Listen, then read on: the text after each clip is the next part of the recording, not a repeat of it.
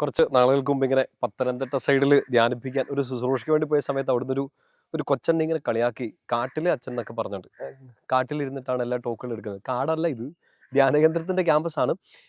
നിങ്ങൾക്ക് സന്തോഷം തോന്നുന്നു അല്ലെ ഇങ്ങനത്തെ ഒരു ബാക്ക്ഗ്രൗണ്ട് ഒക്കെ ഇരിക്കുന്നതെന്ന് തോന്നുന്നു. ചിലപ്പോൾ നമ്മളെ സഹായിക്കാൻ വേണ്ടി ഇച്ചിരി ചീവീടുകളും കുറച്ച് കാക്കകളും ഒക്കെ ബാക്ക്ഗ്രൗണ്ട് മ്യൂസിക് തരാറുണ്ട്.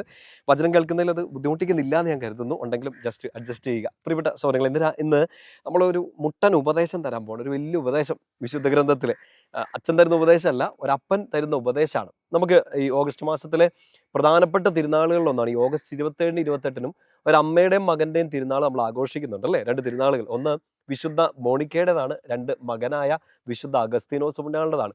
അഗസ്തീനോസ് പുണ്യാളൻ നമുക്കറിയാം, ഇച്ചിരി കുസൃതിത്തരമൊക്കെ കാണിച്ച് തല്ലിപ്പൊളിത്തരമൊക്കെ കാണിച്ച് ഈശോയുടെ വഴിയിൽ നിന്നൊക്കെ ഒന്ന് മാറി നടക്കായിരുന്നു. അപ്പൊ അമ്മയുടെ കഠിനമായ ഒരു പ്രാർത്ഥന കൊണ്ടാണ് വിശുദ്ധ അഗസ്തീനോസ് പുണ്യാളനായിട്ട് മാറിയത്.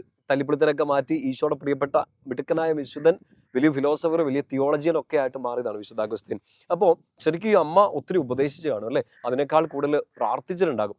വിശുദ്ധ ഗ്രന്ഥത്തിൽ ഇങ്ങനെ ഒരു അപ്പൻ മകന് കൊടുക്കുന്ന ഒരു ഉപദേശം നമ്മൾ ഇന്നൊന്ന് വായിക്കാൻ വേണ്ടി പോവാണ്. ഒരു പകുതി ഭാഗം അതിനകത്ത് കുറച്ച് കാര്യങ്ങൾ ഞാൻ പറഞ്ഞുതരാം. ബാക്കി നിങ്ങൾ രാത്രി കിടക്കുന്നതിന് മുമ്പ് എപ്പോഴെങ്കിലും സമയം എടുത്ത് ബാക്കി ഭാഗങ്ങളൊക്കെ ഒന്ന് വായിക്കുകയും ധ്യാനിക്കുകയും ചെയ്യണം കേട്ടോ. പഴയ നിയമത്തിലെ സുന്ദരമായ ഒരു പുസ്തകമാണ് തോബിത്തിന്റെ പുസ്തകം അല്ലേ. സാറായെ കുറിച്ചൊക്കെ നമ്മൾ വായിക്കുന്നുണ്ട്.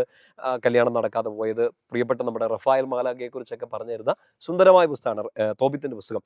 അതിനകത്ത് മകനായ തോബിയാസിന് അപ്പച്ചൻ തോബിത്ത് കൊടുക്കുന്ന കുറച്ച് ഉപദേശങ്ങളുണ്ട്. 4-ാമത്തെ അധ്യായത്തിലാണ്. ഒന്നെടുക്കാവോ? തോബിത്തിന്റെ പുസ്തകം 4-ാമത്തെ അധ്യായത്തിൽ 1-2-3 കാര്യങ്ങൾ ഞാനൊന്ന് വായിച്ച് കേൾപ്പിക്കാം. 4-3 ഇങ്ങനെയാണ്. അവൻ മകനെ വിളിച്ചു പറഞ്ഞു, തോബിയാസിനെ വിളിച്ചു പറഞ്ഞു, മകനെ, ഞാൻ മരിക്കുമ്പോൾ എന്നെ സംസ്കരിക്കുക. നിന്റെ അമ്മയുടെ കാര്യം ഒരിക്കലും മറക്കരുത്. ജീവിതകാലം മുഴുവൻ അവളെ ആദരിക്കണം. അമ്മയുടെ ഹിതം നോക്കണം. ഒരിക്കലും അവളെ വേദനിപ്പിക്കരുത്. അമ്മയെ മറക്കരുത്, അമ്മയെ വേദനിപ്പിക്കരുത്. പ്രിയപ്പെട്ട മകന് കൊടുക്കുന്ന ആദ്യത്തെ ഉപദേശങ്ങളൊന്നാണത്. അമ്മയെ ഓർക്കണം, അമ്മയെ മറക്കരുത്. നമ്മൾ അഗസ്തീനോസ് പുണ്യാളൻ്റെയും വിശുദ്ധ മോണിക്കയുടെയും ഒക്കെ തിരുനാൾ ആഘോഷിക്കുന്ന സമയത്ത് ഇത് ഓർത്തേക്കണം. നമുക്ക് വേണ്ടി ഒന്നെങ്കിൽ അപ്പച്ചനായിരിക്കും, അല്ലെങ്കിൽ അമ്മച്ചിയായിരിക്കാം, ആരോ ഒരാളൊക്കെ ഇങ്ങനെ സങ്കടപ്പെടാനും കരയാനും പ്രാർത്ഥിക്കാനും ഉപദേശിക്കാനും ഒക്കെ ഉണ്ടായിരുന്നു എന്നുള്ളത് വലിയൊരു ഗ്രേസ് ആണ്. ചിലപ്പോൾ ഇപ്പോൾ നമുക്കത് മനസ്സിലായെന്ന് വരില്ല. ചിലപ്പോൾ മിസ്സായി കഴിയുമ്പോൾ തന്നെ നമ്മൾ അതിനെയൊക്കെ ഓർത്ത് സങ്കടപ്പെടും. തോബിയാസിന് കൊടുക്കുന്ന ആദ്യത്തെ ഉപദേശം ഇതാണ്, മോനെ, അമ്മയെ നീ ഒരിക്കലും മറക്കരുത്, അമ്മയെ കരയിപ്പിക്കരുത്. പ്രധാനപ്പെട്ട ഒരു കാര്യമാണ്. രണ്ടാമത്തെ ഒരു ഉപദേശമായിട്ട് ശ്രദ്ധിക്കണം. മകനെ എന്ന് വിളിച്ച് പറയുന്നുണ്ട്. 5-ാമത്തെ വാക്യം, മകനെ, ജീവിതകാലം മുഴുവൻ നമ്മുടെ ദൈവമായ കർത്താവിനെ ഓർക്കുക. അമ്മേനെ ഓർക്കണം. ആരെയാ പ്രധാനപ്പെട്ട മറ്റൊരാളെ ഓർക്കേണ്ടത്? ദൈവത്തെ ഓർക്കുക. ഒരിക്കലും പാപം ചെയ്യുകയോ അവിടുത്തെ കൽപ്പനകൾ ലംഘിക്കുകയോ അരുത്. ജീവിതകാലം മുഴുവൻ നിന്റെ പ്രവൃത്തികൾ നീതിനിഷ്ഠമായിരിക്കട്ടെ, അനീതി പ്രവർത്തിക്കരുത്. അമ്മച്ചിനെ ഓർക്കണം, അമ്മച്ചിയെ കരയിപ്പിക്കരുത്.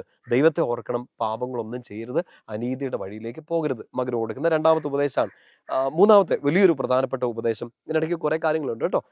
ഇതൊന്ന് വായിക്കുക. 7-ാമത്തെ വാക്യവും 8-ാമത്തെ വാക്യവും, പാവപ്പെട്ടവനിൽ നിന്ന് മുഖം തിരിച്ചു കളയരുത്, അപ്പോൾ ദൈവം നിന്നിൽ നിന്നും മുഖം തിരിക്കുകയില്ല. ദൈവത്തെ സ്നേഹിക്കണം, അമ്മച്ചിയെ സ്നേഹിക്കണം, പ്രിയപ്പെട്ടവരെ സ്നേഹിക്കണം. ചുറ്റുമുള്ളവരെ, പ്രത്യേകിച്ച് സങ്കടങ്ങളിലായിരിക്കുന്ന, ദാരിദ്ര്യത്തിലായിരിക്കുന്നവരെ, വിഷമിക്കുന്നവരിൽ നിന്നും മുഖം തിരിക്കരുത്. കർത്താവ് നിന്നിൽ നിന്നും മുഖം തിരിക്കില്ല. 8-ാമത്തെ വാക്യം ഇങ്ങനെയാണ്, സമ്പത്തേറുമ്പോൾ അതനുസരിച്ച് ദാനം ചെയ്യുക.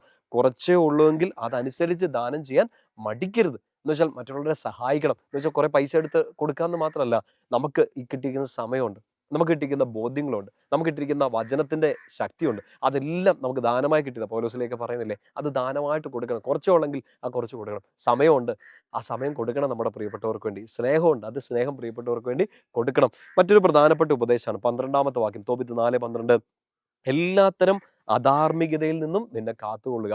തെറ്റുകൾ എന്തൊക്കെയാന്ന് നമ്മൾ കാണുന്നുണ്ട്. ലോകത്തിന്റെ വഴിവിട്ട സഞ്ചാരങ്ങൾ നമ്മൾ കാണുന്നുണ്ട്. പ്രലോഭനങ്ങൾ നമ്മുടെ ചുറ്റുമുണ്ട്. യാതൊരുവിധ അധാർമികതയിലേക്കും നീ വീണു പോകരുതെന്ന് മകന് ബോധ്യം കൊടുക്കുകയാണ്. മറ്റൊരു പ്രധാനപ്പെട്ട ഉപദേശം 4:13, അതിനാൽ മകനെ, നിന്റെ സഹോദരന്മാരെ സ്നേഹിക്കുക. പ്രിയപ്പെട്ടവരെ എന്ന് വെച്ചാൽ സ്വന്തം രക്തത്തിൽ പറഞ്ഞവരെ കുറിച്ച് മാത്രമല്ല, സഹോദരന്മാരെന്ന് വെച്ചാൽ എല്ലാവരെയും സ്നേഹിക്കുക. പ്രധാനപ്പെട്ട ഉപദേശങ്ങളല്ലേ. ഒരു 4-5 ഉപദേശങ്ങളുണ്ട്. ഇത് നിങ്ങൾ വായിക്കണം, ധ്യാനിക്കണം. പ്രത്യേകിച്ച് വിശുദ്ധ അഗസ്തീനോസിന്റെ, വിശുദ്ധ മോണിക്കയുടെയും തിരുനാളിൽ ഈ തന്നെ നമ്മുടെ കുടുംബത്തിന് വേണ്ടി പ്രത്യേകം പ്രാർത്ഥിക്കുക. അപ്പനും അമ്മയ്ക്ക് വേണ്ടി പ്രാർത്ഥിക്കുക. നാളിതുവരെ ചിലപ്പോൾ നമുക്ക് ഇഷ്ടപ്പെട്ടിട്ടുണ്ടാവില്ല. നമ്മളെ ഉപദേശിച്ച കുറേ ആൾക്കാരുണ്ട്. ഗുരുക്കന്മാരായിരിക്കാം, അച്ഛന്മാരായിരിക്കാം, സിസ്റ്റേഴ്സ് ആയിരിക്കാം, ഉപദേശികളായിരിക്കാം, നമ്മുടെ സീനിയേഴ്സ് ആയിരിക്കാം. ചില ഉപദേശങ്ങൾ തന്നെ എല്ലാം നമുക്കൊന്ന് ദഹിച്ചൊന്നുമില്ല, എല്ലാം നമുക്ക് ഇഷ്ടപ്പെട്ടൊന്നുമില്ല. പക്ഷെ അവരെല്ലാം ഓർത്ത് നമ്മുടെ മുമ്പിൽ ഈ വഴിവിളക്കുകളായിട്ട് നിന്ന് എല്ലാവരും ഓർക്കുക. പ്രത്യേകിച്ച് അപ്പനും അമ്മയ്ക്ക് വേണ്ടിയിട്ട് ഇന്ന് കിടന്നുറങ്ങുന്നതിനും കുറച്ച് പേര് മരണം മൂലം വാങ്ങിപ്പോയിട്ടുണ്ടാകാം. അവരുടെ നല്ല ഓർമ്മകൾ അവിടെ ഉണ്ടാകാം. ചിലപ്പോൾ അവർ സങ്കടങ്ങൾ തന്നിട്ടുണ്ടാകും. എന്ത് വന്നാലും ഇന്ന് രാത്രി കിടക്കുന്നതിന് മുമ്പ് അപ്പന് വേണ്ടി അമ്മയ്ക്ക് വേണ്ടി പ്രത്യേകമായിട്ടൊന്ന് പ്രാർത്ഥിക്കാവോ. ഒപ്പം തന്നെ ഒരു കുഞ്ഞു ഹോംവർക്കും കൂടെ ഉണ്ട്.